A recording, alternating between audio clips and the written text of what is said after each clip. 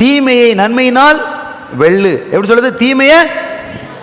எனக்கு எங்கள் பாஸ்டர் அடிக்கடி ஒரு கதை சொல்லுவார் பிரசங்கத்தில், நல்ல கதை. அல்லேலூயா.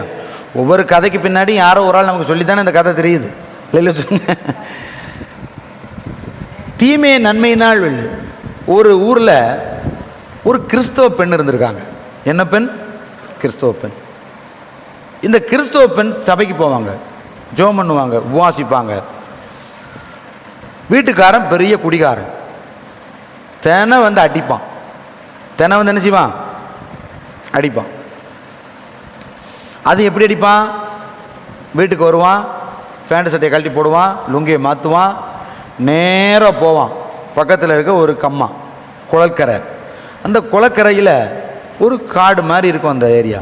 அதில் போய் ஒரு நல்ல பச்சை ஒரு தடியை எடுத்து கொண்டு வந்து மனைவி அடிப்பான். இந்த மனைவி அழுவா. தினை நடக்கும், சம்மந்தம் இல்லாமல் கொடுமை பண்ணுவான். கொடுமைக்காரன். இந்த மனைவி ஜெபம் பண்ணுது, சபைக்கு போகுது, பைபிள் படிக்குது அப்படின்னு இன்னும் சில காரணத்தினால அடிப்பான். இந்த மனைவி டெய்லி ஜெபம் பண்ணும், ஆண்டு விட்டு பாவமாக அழுது ஜெபம் பண்ணும். ஒரு நாள் அந்த பகுதியில் அந்த கிராமத்து மக்கள் நிறைய கூடியிருக்கிறாங்க. கூடியிருந்து எல்லாம் கம்பம் தடியமாக திடுறாங்க. என்னென்னு பார்த்தா ஒரு பெரிய பாம்பு, ஒரு பெரிய ராஜநாகம் அந்த பத்தைக்குள்ளே போயிடுச்சு, அந்த செடிக்குள்ளே போய் மறைஞ்சிருச்சு. இவங்க தேடி பார்க்குறாங்க, அது கிடைக்கல.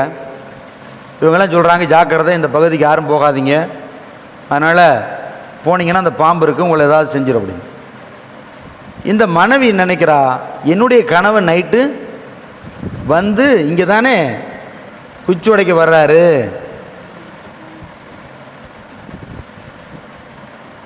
இவரை போடட்டும்னு நினைக்கல, இவரை பாம்பு கொத்தட்டும் நினைக்கல. இவன் என்ன பண்ணுறா, வெளிச்சத்தில் 5 மணிக்கே போய் குச்சி உடைச்சி கொண்டாந்து வீட்டில் வச்சிடறா. ஆப்போசிட் மனைவி. அலையில சொல்லுங்களேன். இப்போ இருக்க மனைவிகள் புருஷர்கள் வேறு, அப்போ இருந்தவங்க வேறு. ஆமாம் சொல்லுங்கள். இப்போ இருக்க மனைவியில் இருந்தால் இன்னும் கொஞ்சம் ஆழத்தில் போய் நல்ல தெரியா பெருசாக எடுத்துகிட்டு வந்த அடிச்சினா தான் எனக்கு வலிக்குன்னு சொல்லி அனுப்பியிருப்பான். அதனால் இவன் 5 மணிக்கே உடச்சி கொண்டாந்து வச்சுட்டான். அங்கேருந்து வர்றாரு மாப்பிள்ளை, வந்து பேண்ட் சட்டையை கழட்டி வச்சுட்டு கையிலையை கட்டிட்டு வெளியே போகிறாரு. எங்கெங்கே போகிறீங்க? இந்தா வர்றேன். நீங்கள் அங்கே போகாதீங்க, போனால் பெரிய பாம்பு உங்களை நினைச்சிடும், கொத்திரும். சாயந்தரமாக ஊர் மக்கள்லாம் போய் தேடினாங்க, கிடைக்கல. இந்த பாம்பு வந்து உங்களை கடித்தா செத்து போயிடுவீங்க, அதனால் நானே உடச்சி கொண்டாந்து தந்துடுறேன், வச்சுருக்கேன்னு சொல்லி எடுத்து கொடுத்துட்றான். அலையில் சொல்லுங்களேன். இவன் யோசிக்கிறான், நம்மளை உயிரை காப்பாற்றுறாளே இவன், அப்போ இவளை என்ன செய்யக்கூடாது, அடிக்கக்கூடாது அப்படின்னு அந்த குச்சத்துக்கு போட்டு அன்றைக்கே மனம் திரும்புகிறான். அன்றைக்கி அவளுக்கு அடி மிச்சம், அன்றைக்கி அடிக்கலை.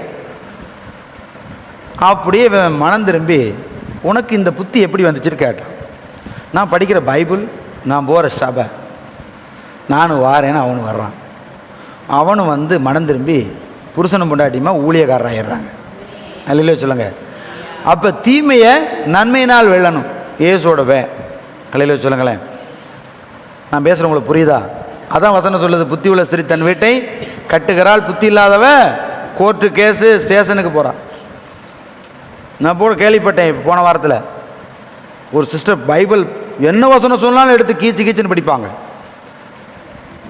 ஆமாம், போன வாரம் திண்டுக்கல் வந்து டைவர்ஸுக்கு அப்ளை பண்ணியாச்சு.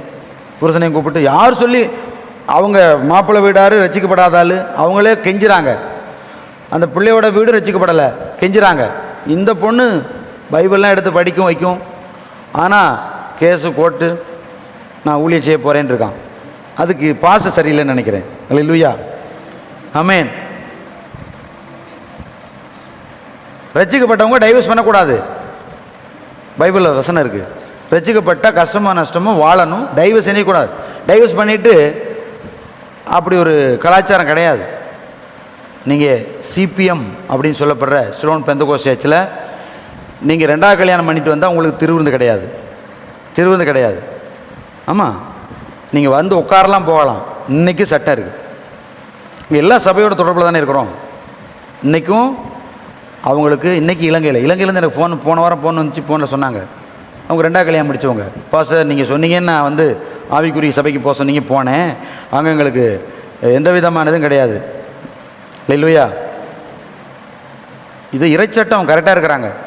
ஆமேன். இங்கே உள்ள பெந்தகோஸ்துக்காரலாம் அப்படி இல்லை. பாஸ் ஏதாவது திட்டா வேறு சபைக்கு ஓடிடுவாங்க உடனே. வசனத்தை எப்படி சொல்லுவோம், அது உங்களுக்கு எங்களை கெடுக்கவா வந்து பிசாசு கேட்ட மாதிரி வேறு சபைக்கு ஓடிடுவீங்க. இல்லைன்னா கூடிய மட்டும் 4 பேரை சேர்ந்து ஒரு ஊழியத்தை தொடங்கிடுவீங்க. ஒரு லோகோ தயார் பண்ணி பாஸ்டர் கண்டித்து பேசிட்டா உடனே கொஞ்சம் வளர்ச்சி அடைஞ்சவங்க டக்குன்னு ஒரு ஊழியத்தை தொடங்கிடுவாங்க. ஏன்னா கர்த்தர் எங்களை பிரித்து விட்டார், சபையை விட்டு பிரித்து எடுத்து எங்களை நினைச்சிட்டாரு, ஊழியத்துக்கு அபிஷேகம் பண்ணிட்டாருன்னுவாங்க. அப்படிலாம் கிடையாது. அல்லேலூயா. வசனத்தின்படி வாழணும். நல்லதோ கெட்டதோ கர்த்தர் பார்த்துக்குவார். ஆமாம். எத்தனை பேருக்கு புரியுது நான் சொல்கிறது? இன்னைக்கு நீங்கள் புரிஞ்சுக்கோங்க. ஆண்டவர் நம்மோடு பேசுகிறார். இந்த பகல்கால வேளையில் இந்த வசனத்தை கொண்டு பேசியிருக்கிறார். ஆகவே எதை குறித்து நினைச்சக்கூடாது, கவலைப்பட வேண்டாம்.